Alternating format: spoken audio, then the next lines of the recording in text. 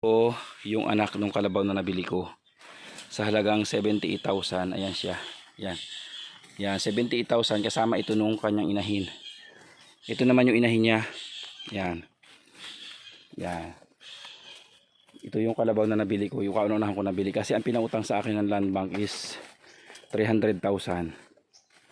Para sa ano. Yung fund na yun galing sa Kukulibi Fund. At yun yung pinirmahan ng ating Pangulong Digong na ilabas na yung fund ng Kukulibi Fund.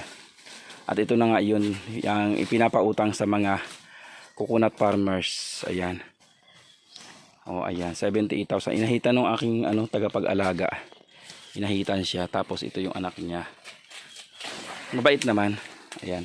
Okay lang nakainin yung suwin niya ng saging. Ayan, naglapit siya, oh. Mabait, oh. Ano, kumusta ka? Ha? Kumusta ka? Okay ka ba dito sa bago mong tirahan? Oh, ang bait-bait naman ay ang baby. Ha? Inaalagaan ka ba ng mag-aalaga mo? Oo, talaga naman amoy. Ang bait naman talaga. Ay, ang bait-bait naman ng baby. Oy, oo. Oo, ayan. Ang bait naman niya. Ay, ang bait-bait. Ay, kumusta ka?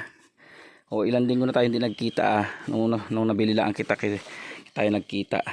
Kumusta ka?